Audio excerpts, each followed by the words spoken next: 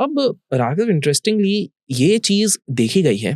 For example जब हमने area 51 की बात करी है, तो there is a place in area 51 जिसको सेक्टर 4 कहते हैं। सेक्टर 4 एरिया 51 के अंदर।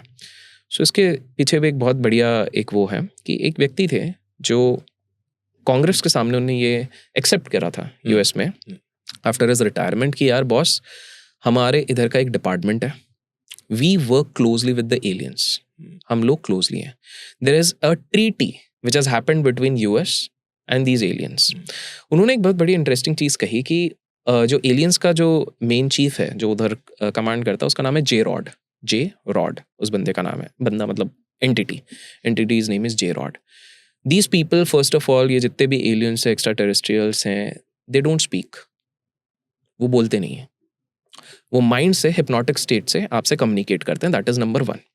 दूसरा उसने मेंशन करा था कि इन लोगों का जो सबसे इम्पॉर्टेंट एरिया है, मतलब आप कभी सोचो ना, एलियंस क्यों धरती पे आते थे, क्या पर्पज होता होगा? वॉज इट इतने काइंड थे क्या, वो डेवलप करना चाहते थे? That was not the only thing, that was also because of the rare metals, the rare things which are over here. Specifically there were certain aliens, जैसे हम अनुनाकी कहते हैं, तो दे केम फॉर गोल्ड। जिन लोगों ने एस्टेक ट्राइब को help करा था, जो एलियंस आए थे, they came for silver and copper. And there are certain tribe जो एरिया 51 में है, दे केम फॉर ट्रिंटियम।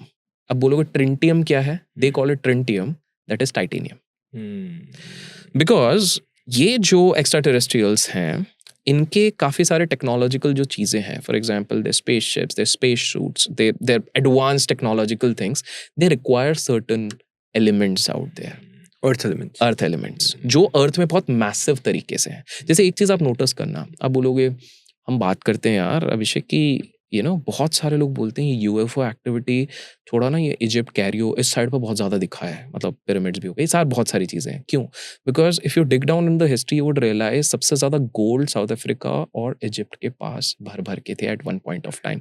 जो फैरोज का आप देखते हैं, even if you see the pictures of pharaohs, Egyptian rajas सोने से लदे रहते हैं भाई, उनके कब्र सोने से लदे हुए रहते हैं। So they were deep with gold.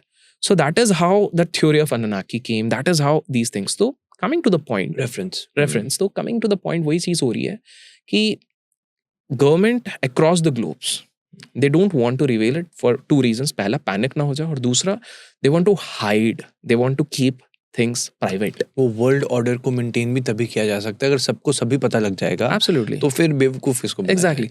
और अच्छा, आप कुछ लोग बोलेंगे कि भाई आप ये फिर कैसे कह रहे हो, आपको कैसे पता है? सिंपल सी बात है, if you do a bit of reading, मैंने लास्ट टाइम भी बोला था, you read these books like chariot of gods. आप डैन वॉन के इंटरव्यूज देखिए, the person who has worked with all these things. आप जाके even on Indian context, you look around Praveen Mohan's work, he has done exceptional work. आप जाके ये सारे check out कीजिए।